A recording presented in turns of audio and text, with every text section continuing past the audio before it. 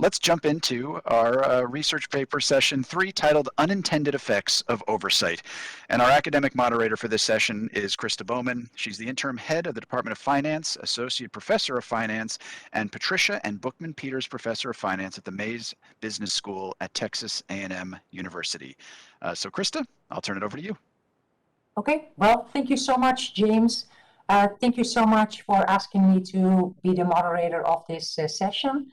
I think it's going to be a great session. We have two very interesting papers, and I also like the fact that we have James Nicholson from North Valley Bank, and he will shed some light on unintended effects of oversight as well.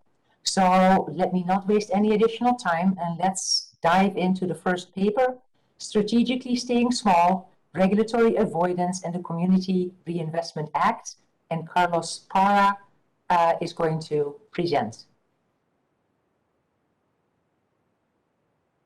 Okay, thank you so much for including our paper in the program.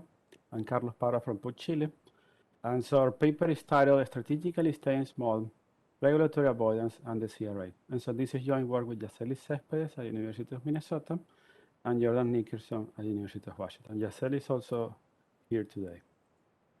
So let me briefly motivate the paper. We know that banks operate in one of the most heavily regulated industries. And banking regulation has several objectives, such as controlling risk, protecting consumers, and ensuring equal access to credit, among other objectives. One particular and important example is the Community Reinvestment Act. So a particular example is the Community Reinvestment Act from 1977. And so the CRA encouraged banks to extend credit to particular groups in their communities. And so there is already some papers that look at whether the CRA mandate leads to risky lending. However, this just represents one of the potential effects of the CRA.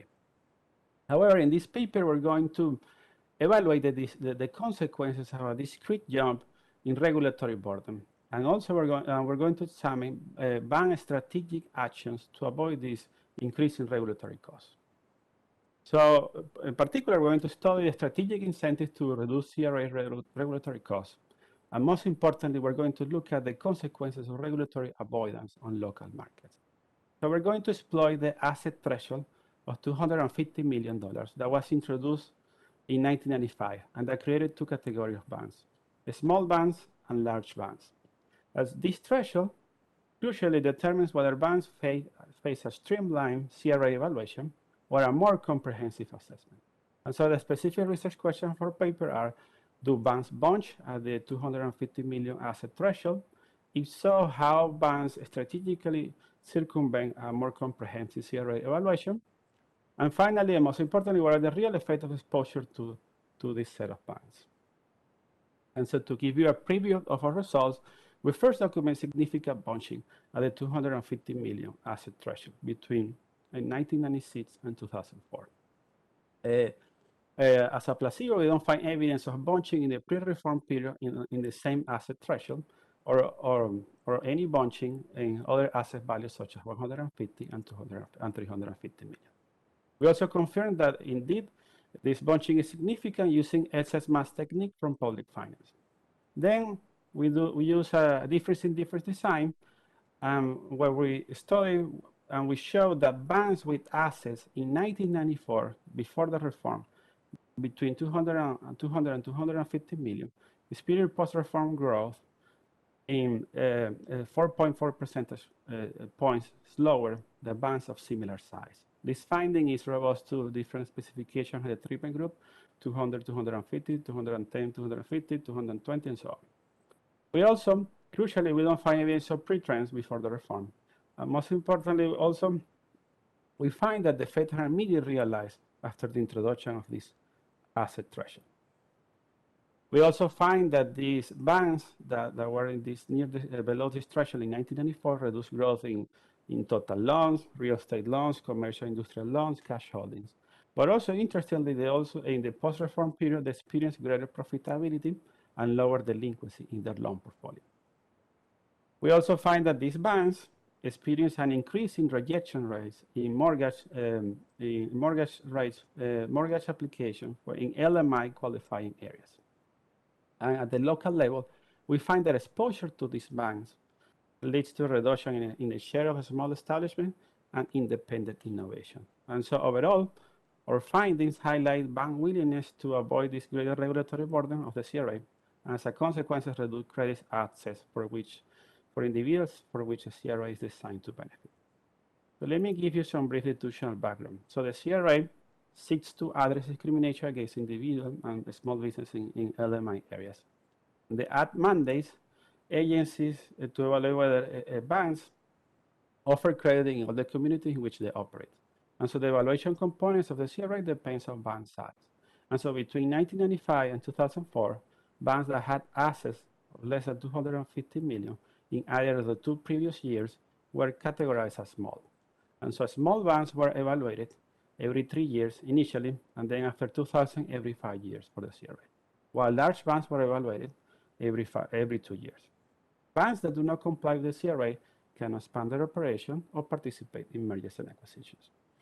So here I'm showing, this is just a broad summary of the difference of being evaluated as a small or a large bank. So large banks face lending tests, investment tests, and service tests. The small banks only face the lending test, but even then the lending test is different. And so we're not taking a stand here of how costly it is. Our approach is if it's costly to being evaluated as a large bank instead of evaluating as a small bank, the prediction is that we should see bunching in the asset distribution just below us 250 million. And this should happen in the reform, no before the reform. And so this is what we're going to show you here. Here we're plotting, this is the asset distribution of banks between 1996 and 2004. So we count for each bank how many banks were there in this period. And the red line, this is the 250 million asset threshold. And so consistent with prediction, and despite the fact that banks are not evaluated every year, and that they only have to bunch once, even then, even besides this limitation of the setting, we still find a discontinuity in the distribution. If we look at the same distribution and the same asset threshold in the pre-reform period, we don't find evidence of bunching. And in the post-reform period, if we look at other asset thresholds such as 150 and 350 million, we also don't find evidence of discontinuity. So discontinuity is only happening at the 250 million asset threshold and only in the time period after the reform. And so then, but to confirm that indeed this bunching is significant, we use public finance technique to estimate asset mass just below the threshold. And so the red line is the counterfactual distribution that would have happened without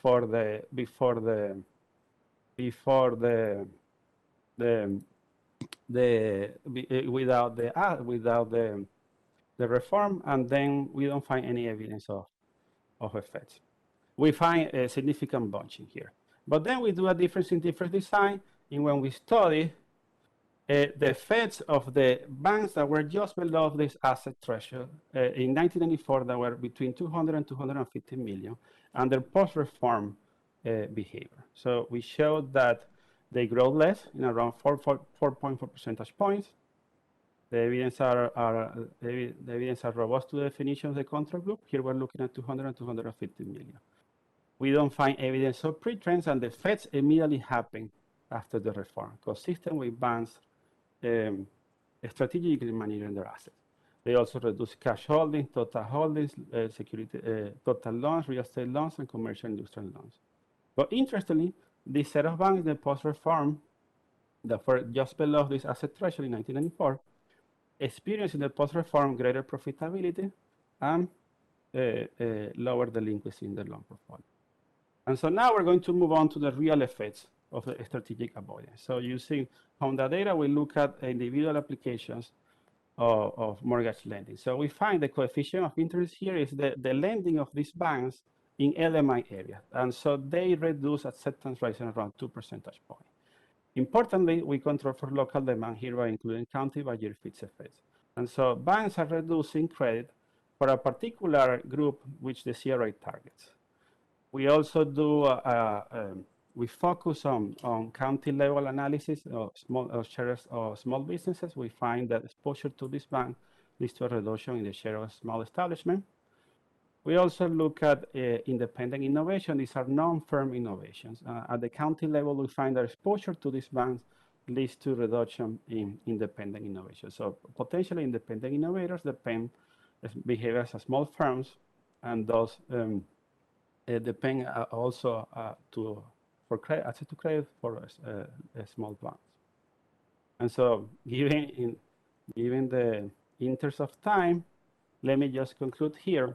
And so the CRA 95 reform added several regulatory requirements for banks above the 250 million.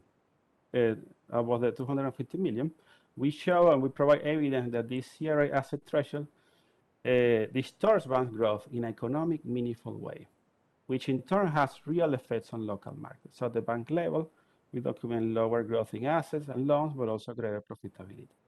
And at the local level, we find lower mortgage approval rates in LMI areas, lower share of small firms, and lower independent innovation. And so overall, our evidence is consistent with banks taking costly actions to avoid the regulatory costs, to reduce regulatory costs of the CRA. And these costs were partially borne by the borrowers that the CRA seeks to benefit. And this is in stark contrast with the objective of the CRA, which is to encourage institutions to help meet the credit needs of their community in which they operate. So thank you so much for including the paper in the program.